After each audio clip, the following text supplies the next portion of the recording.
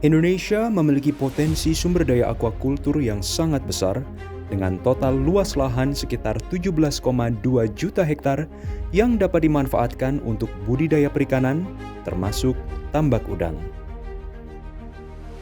Udang merupakan komoditas perikanan yang berpotensi besar untuk dikembangkan di Indonesia. Salah satunya, udang faname, yang memiliki prospek ekonomi karena digemari oleh masyarakat. Udang faname dengan nama latin Lithopeneus faname atau sering juga disebut dengan udang kaki putih adalah udang yang tinggal di kawasan subtropis.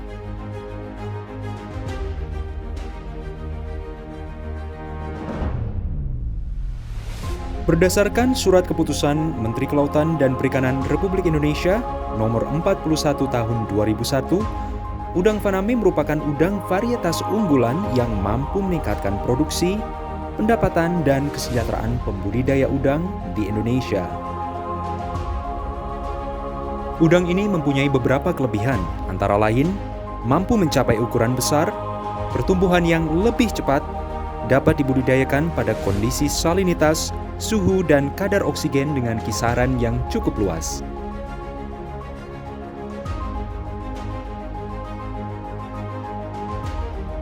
Selain itu, kebutuhan akan protein udang ini cukup rendah, yaitu 32% dengan rasio konversi pakan lebih kecil dari 1,5 serta persentase daging 66 hingga 68%. Lebih tinggi jika dibandingkan dengan udang windu yang hanya 62%. Udang faname dapat ditebar dengan kepadatan tinggi hingga lebih dari 150 ekor per meter persegi.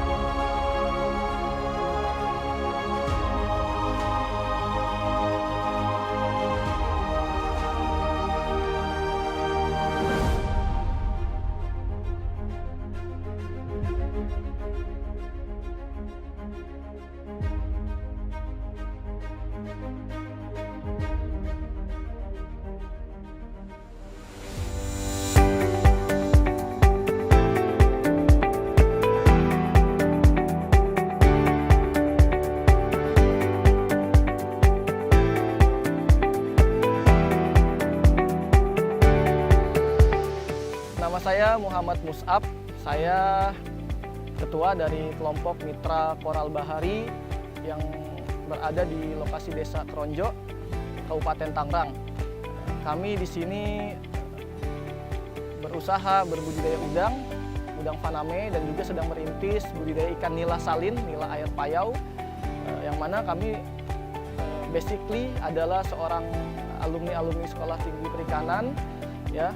Kemudian setahun kami bekerja, kami memberanikan diri untuk membuka usaha di lokasi ini karena adanya peluang lahan, adanya relasi, adanya kesempatan, sehingga kami memanfaatkan itu. Berdirinya Mitra Koral Bahari pada bulan Juli 2017, berarti sekarang sudah 3 tahun lebih ya. Pasang surut kami sudah mengalami ya, apalagi di tahun pertama. Yang namanya budidaya udang tidak lepas dari sumber daya alam, tidak lepas dari sumber daya air. Maka dari itu pengalaman yang kami peroleh selama 3 tahun ini sangat berarti ya, sangat memberikan pelajaran yang tidak kami dapat di bangku kuliah. Dalam budidaya udang itu ada 3 bahkan 4 sistem produksi. Yang pertama sistem konvensional atau tradisional, yang kedua sistem semi intensif, yang ketiga sistem intensif, yang keempat sistem supra intensif. Kalau kita bicara budidaya udang secara intensif, artinya kita harus menyiapkan segala fasilitas sarana dan prasarana untuk kegiatan budidaya udang secara intensif. Yang pertama, lokasi lahan ya tambak harus berbentuk tidak lebih dari 5.000 meter. Jadi makin ke sini perkembangannya adalah tambak yang berukuran mini ya, bukan kecil, ada yang 500 meter, ada yang 1.000 meter. Yang kami pakai di sini tambak berukuran 1.000 meter. Kemudian kita harus menyiapkan instalasi listrik, ya kan, kita harus hitung berapa KWH-nya, berapa kebutuhan daya, kebutuhan kincirnya, ya kan. Ya, kemudian peralatan seperti kincir, pompa air, selang dan sebagainya, dan juga jangan lupa kita harus menyiapkan listrik cadangan, yaitu genset. Jadi apabila teman-teman ingin berbudidaya udang intensif, jangan lupa instalasi listrik dan cadangan listrik, yaitu genset. Itu hal yang sangat penting, ya kan, apabila nanti mati lampu itu sebagai cadangan. Kemudian apabila sudah lengkap fasilitas dan sarana prasarananya, kita siapkan lahan. Persiapan lahan bisa dimulai dari pencucian kolam, kemudian pemberian kapur tohor ya sebanyak 100 gram per meter persegi. Kemudian dibiarkan sekitar 2 hari, dijemur 2 hari, kemudian bisa selanjutnya adalah pengisian air. Tentunya air yang diisi ini berasal dari tandon yang sudah kita tampung di tandon pengendapan. Setelah diisi air sebanyak 100 cm atau 1 meter, kemudian kita lakukan sterilisasi air. Sterilisasi air ini menggunakan kaporit sebanyak 30 sampai 50 ppm. Kalau kami di sini menggunakan 50 ppm untuk persiapan awal, karena yang kita ketahui bahwa perairan Pantura khususnya di Tangerang memang tidak sebagus perairan-perairan yang berada di selatan maupun di wilayah-wilayah lain gitu. Ya, setelah 3 hari kaporit steril, netral, kemudian kita aplikasi probiotik ya. Kita menggunakan probiotik di sini spesifik ada 3 jenis ya, 3 jenis bakteri. Yang pertama bakteri Bacillus, yang kedua Nitrobacter, Nitrosomonas, yang ketiga Rhodobacter. Nah, untuk persiapan awal kita hanya menggunakan 2 dulu, ya, Nitrosomonas dan Nitrobacter, juga produk Bacillus. Nah, itu kita kasih untuk persiapan awal, kita kasih masing-masing 2 ppm. Itu hanya untuk sekali kasih, kemudian dibiarkan selama 7 sampai 10 hari. Sebelum penebaran benur pada sore hari, kita aplikasikan lagi probiotik di pagi hari sebanyak 1 ppm masing-masing jenis probiotik. Nah, setelah air sudah jadi, masuklah penebaran benur. Ketika sudah penebaran benur, artinya air di tambak sini sudah siap, plankton sudah siap, probiotik sudah berkembang, bisa ditandai dari warna air yang kehijauan atau warna air yang kecoklatan, dan ditandai adanya buih ataupun busa halus ketika malam hari. Nah, ketika dilakukan penebaran, teman-teman bisa sesuai dengan lokasinya ya, sesuai dengan budaya di sana, apakah pagi, apakah sore, apakah malam. Tapi kalau kami di sini biasanya sore gitu, biasanya sore. Ketika lakukan penebaran, jangan lupa diaklimatisasi sekitar 15 sampai 1,5 jam tergantung rank dari salinitas maupun suhu yang ada di kantong benur maupun yang ditambak. Itu apabila terlalu jauh ranknya, jaraknya, kita lakukan aklimatisasi agak lama gitu, agar udang tidak stres dan dia tetap meningkatkan SR ya. Jadi SR tetap terjaga, tidak stres, akhirnya udang bisa meningkatkan produktivitasnya gitu. Kemudian setelah persiapan lahan, barulah masuk pemeliharaan. Nah, di pemeliharaan ini yang paling penting untuk budidaya udang itu adalah air, perairan, kualitas air. Jadi kalau para petambak udang bilang budidaya udang itu artinya memelihara air, ya memang benar gitu. Jadi airnya dikelola, jangan sampai amoniknya terlalu tinggi, plankton yang nge-crash ataupun terdegradasi secara keseluruhan, itu yang menyebabkan udang stres. Tapi dalam pengelolaan air, program yang kami lakukan di sini adalah pemberian probiotik. Sekali lagi probiotik ya, karena dalam budidaya udang khususnya probiotik itu tidak bisa dilepaskan ya. Kita berikan probiotik sebanyak 2 kali dalam seminggu, yaitu 0,5 ppm. Jadi di awal tadi banyak, 2 sampai 1, kemudian setelah air sudah jadi kita bisa mengurangi penggunaan gitu. 0,5 ppm sampai umur 2 minggu. Setelah 2 minggu kita kasih probiotik sebanyak 1 ppm sampai panen. Dan pergantian air sipon itu dilakukan pertama pada umur 25 hari. Selanjutnya setelah 25 hari selama seminggu kita lakukan sipon pergantian air sebanyak 10-15% tergantung kebutuhan. Dan pemberian pakan jangan lupa ya. Pakan juga memegang peranan penting selain dari air tadi ya. Jangan sampai kita kekurangan pakan, jangan sampai kita kelebihan pakan, ya overfeeding. Kalau kita kekurangan pakan, size tidak mengejar ya kan. Nanti akhirnya cost produksi naik. Harga udang kurang mahal karena size-nya kecil. Tapi kalau kita kebanyakan pakan itu lebih fatal lagi karena bisa merusak lingkungan, perairan, menyebabkan amoniak, nitrat tinggi sehingga menurunnya kualitas air, dan menurunnya kualitas air itu yang menyebabkan adanya penyakit udang. Makanya hati-hati kalau untuk Anda yang ingin berbudidaya udang, perhatikan kualitas air, perhatikan pengolahan pakannya, usahakan ada rujukan kita menggunakan dosis berapa persen FR-nya, apakah berapa banyak feeding rate-nya. Kita harus punya patokan, jangan sampai berlebih pakan dan juga jangan sampai berkurangnya pakan. Gitu. Kemudian setelah dilakukan selama 60 hari, biasanya di sini kami menggunakan parsial kurang lebih 3 kali parsial ya, di umur 60 hari, di umur 75 hari, di umur 90 hari sampai dengan 100 hari di panen total gitu.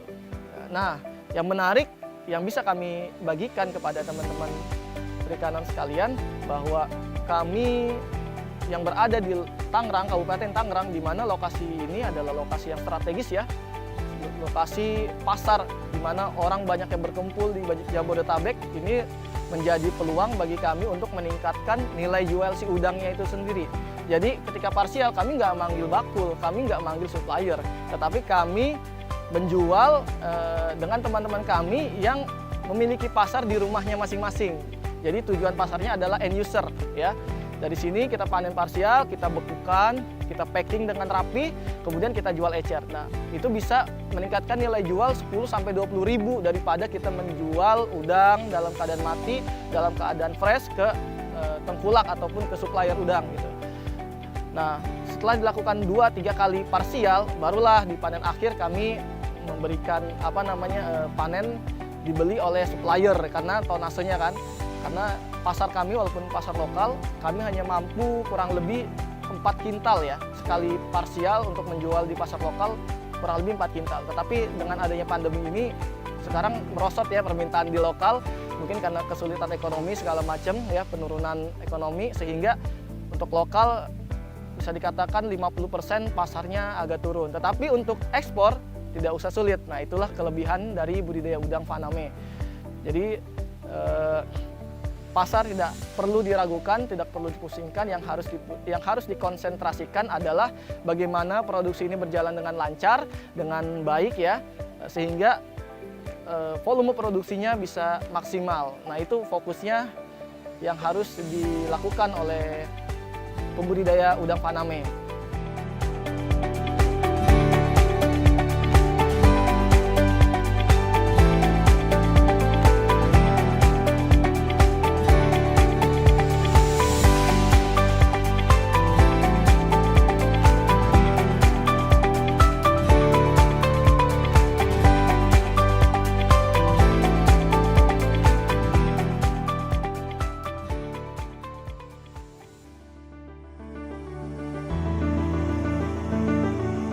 Guna mendukung program Kementerian Kelautan dan Perikanan untuk meningkatkan produksi budidaya perikanan dan meningkatkan sumber daya manusia kelautan dan perikanan yang memiliki kompetensi di bidang budidaya, kegiatan budidaya udang faname juga telah diimplementasikan oleh satuan pendidikan di bawah naungan Badan Riset dan Sumber Daya Manusia Kelautan dan Perikanan.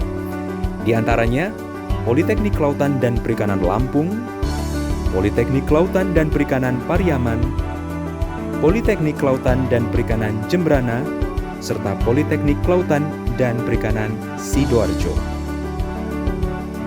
Untuk mendukung sektor budidaya khususnya udang faname, Politeknik Sidoarjo telah mengembangkan inovasi kincir air stick. Selama ini banyak keluhan di petambak udang di lingkungan Politeknik Kelautan Perikanan Sidoarjo yang menyampaikan bahwa biaya operasional dari budidaya udang faname itu sangat tinggi. Kita dari Politeknik Kelautan Perikanan Sidoarjo, terutama di Prodi Mekanisasi Perikanan, tentu saja mencermati langsung apa yang menjadi permasalahan dari pembudidaya tambak tersebut. Di situ kita menemukan beberapa hal yang harus kita cermati di situ. Salah satunya adalah kincir air yang digunakan di budidaya faname. Kincir air tambak merupakan kincir air yang dibutuhkan untuk budidaya udang, terutama karena udang membutuhkan oksigen dalam kehidupannya. Jadi ada DO yang digunakan oleh udang itu sebagai kehidupan dari udang itu sendiri. Jadi di dalam riset kami, kita juga menyampaikan atau meriset terkait dengan DO yang dihasilkan dari kincir air ini. Kincir air di budidaya faname itu adalah dengan harga yang sangat mahal dan biaya operasional yang sangat tinggi. Nah, dari situ kami, tim di Prodi Mekanisasi Perikanan, mencoba untuk menginovasi kincir air tambak menjadi kincir air yang hemat energi. Dengan tim kami mencoba untuk mendesain, meriset kincir air tersebut agar benar-benar bermanfaat bagi pembudidaya udang. Melalui riset tersebut kita melakukan dari tahun 2015 sampai dengan sekarang tahun 2021 kita sudah mencoba untuk membuat kincir air yang hemat energi. Keunggulan dari kincir air yang hemat energi ini tentu saja dari sisi harga lebih murah, dari sisi biaya produksi lebih ringan, spare part yang lebih mudah didapatkan, dan perawatan yang lebih murah. Jadi harapan kami dengan adanya kincir air ini, pemasyarakat atau pembudidaya udang itu untuk biaya operasional dari tambak udang itu menjadi lebih ringan, sehingga hasil produksinya menjadi melimpah dan pemasukan ataupun pendapatan dari petambak udang semakin meningkat. Kincir air kami menggunakan bahan baku lokal, di mana hampir semua kita menggunakan bahan baku lokal, sehingga produk ini memiliki harga yang lebih murah. Dalam perawatan atau perbaikannya itu mudah didapatkan spare part-nya. Kincir air ini merupakan kincir air yang berbahan baku lokal, di mana bahan baku lokalnya didapat di lingkungan kita yang mudah didapatkan, sehingga kincir air ini mudah diperbaiki, mudah diganti spare part-nya. Kelebihan lain dari kincir air ini adalah kita memiliki daya yang lebih rendah dibandingkan dengan kincir air yang ada di pasaran, karena kita menggunakan motor listrik dengan satu fas dengan daya setengah HP. Jadi dari riset kami yang kita lakukan, dengan menggunakan daya setengah HP, kita bisa mengimbangi atau sama dengan kincir yang ada di pasaran. Sehingga harapan kami pembudidaya tambak udang terutama dapat menggunakan kincir air ini secara maksimal tanpa harus mengganti atau merawat di tempat-tempat tertentu dari perawatan kincir air ini, sehingga harapan kami dapat menekan biaya operasional dari budidaya udang itu sendiri, dan income yang didapatkan dari pembudidaya udang juga menjadi lebih meningkat. Mari, dengan inovasi dan riset yang terus dikembangkan, kita tingkatkan produktivitas budidaya udang faname di Indonesia.